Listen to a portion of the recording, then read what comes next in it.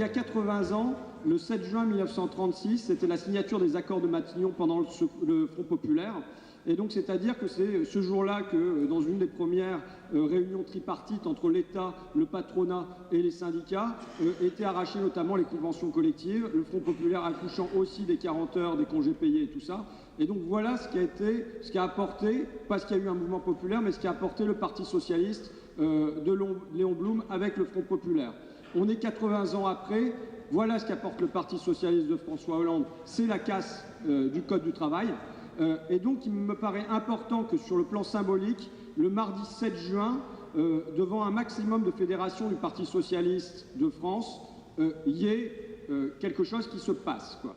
Il est extrêmement important que ces mouvements de grève, ces mouvements de blocage soient le plus large possible et qu'il n'y ait pas ces grèves par délégation qu'on a pu avoir à d'autres moments, parce que, on l'a bien vu, ces grèves par délégation, au bout d'un moment, ça ne fonctionne pas. Aucun secteur ne gagnera tout seul. Aujourd'hui, une guerre larvée en France, très ouvertement contre le salariat. Il y a une syndicalophobie absolument extravagante à travers tous les médias, à travers tous les politiques.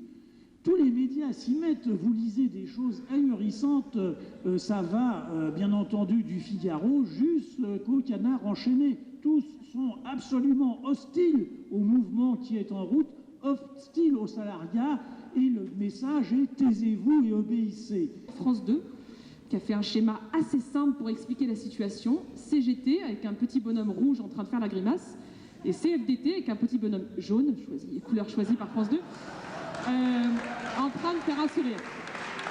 C'est pas moi qui choisis la couleur. Mais en tout cas, le schéma était très clair. Petit bonhomme rouge qui fait la grimace pour la CGT, avec un sens interdit à côté, au cas où on n'est pas compris. Voilà.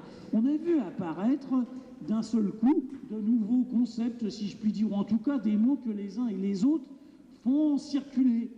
Il n'y a plus de grève désormais. La grève n'existe plus, il y a du blocage. C'est le blocage. On ne parle plus de grève, il y a de blocage.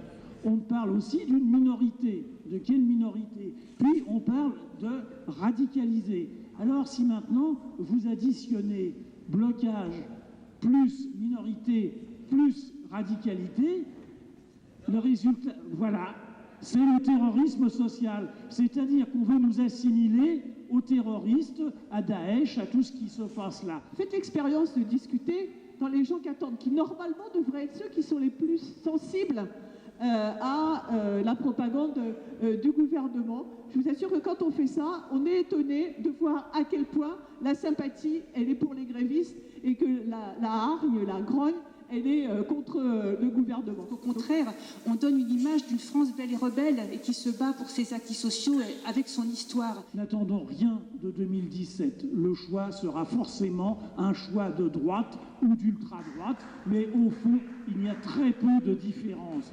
Il n'y a pas de différence sociale, il n'y a pas de différence économique, il n'y a pas de différence politique. Il y a des petites différences à la marge. Disons que Manuel Valls est peut-être un peu moins raciste que Madame Le Pen, mais c'est tout. Et quand on voit le discours qu'il avait fait contre les Roms, c'était un discours de 1930. Que ce qui se joue avec cette loi du travail, ça dépasse, j'allais dire, la France. C'est-à-dire que ce qui est en train de se jouer au niveau mondial, c'est quel modèle social va l'emporter. Est-ce que ça va être un modèle social où on va aligner les droits des salariés par le haut ou est-ce qu'on va les laminer par le bas?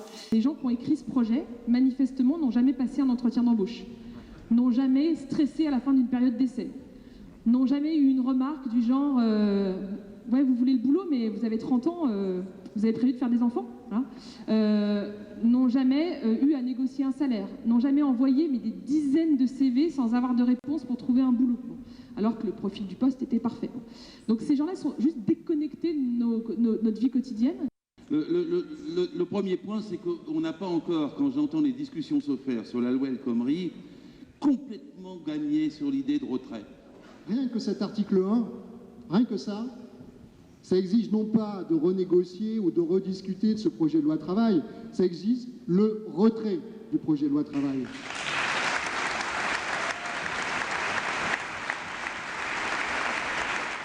Qu'il y a 4 articles à enlever, à toucher, ce serait très bien. Mais il y en a 52. Et 52, ils sont tous mauvais. qu'on mette en acte cette idée de devenir le cauchemar des privilégiés, de devenir le cauchemar du MEDEF, le cauchemar du PS, le cauchemar des banquiers, le cauchemar de tous ceux qui aujourd'hui veulent nous imposer la loi travail. Donc en ce moment, ce n'est pas le moment de discuter de quels articles on va amender, c'est le moment d'aller jusqu'au bout. Jusqu'au bout. 3 mois qu'on est dans la lutte. 3 mois que ce mouvement existe et qu'il a une vitalité formidable. À chaque fois que tout le monde a cru qu'il allait s'éteindre, il a redémarré. Il n'y a qu'à voir les manifs de la semaine dernière, le 19, notamment celle à Paris, qui était magnifique. On était grand, on était beau, on était fort, on était digne. On a relevé la tête et on ne va pas la baisser maintenant. Donc le 14 juin, soyons massivement dans la rue et la suite, on la construit ensemble. Presque tout le monde se dit on est au bord. On peut. On va y arriver. J'ai bien aimé le slogan à l'abordage. Mais on est au bord. On approche. Mais il y a encore un doute.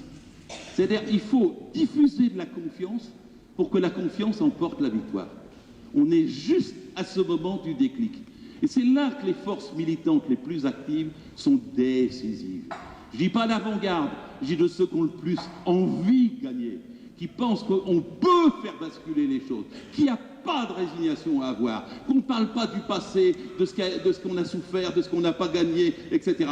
Qu'on pense que sur la loi El Khomri, on ouvre une porte. Parfois on me dit oui mais il y a plein d'autres choses. Je sais bien qu'il y a plein d'autres choses, mais il faut taper sur le clou qu'on est en train d'enfoncer. Il faut se battre for one single issue, jusqu'à ce qu'on soit certain que ça passe. Et pour ça, il faut diffuser cette confiance. Parce que sans cette confiance, sans le déclic, on n'y arrivera pas. Mais on est au bord d'y arriver.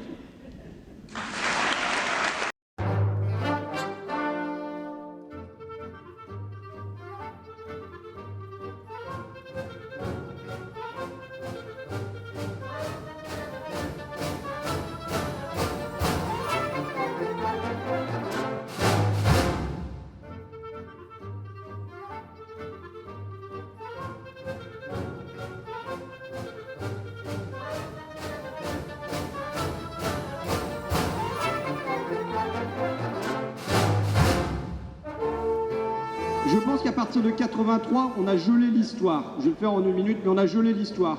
Il n'y avait plus de place pour l'expérience politique. La seule chose qui nous reste à faire, c'est de s'adapter à la marche du monde, c'est de nous moderniser, c'est de nous flexibiliser, et en fin de compte, c'est d'évacuer la politique. Et là, ce qu'on est en train de faire, mais ce qu'on est en train de faire dans la durée, c'est-à-dire par le vote de 2005, par un certain nombre de signes qui sont envoyés comme ça, Lionel Jospin parlait disant en 83, nous ouvrons une parenthèse libérale. Eh bien, il s'agit de fermer cette parenthèse libérale, de sortir de cette parenthèse libérale.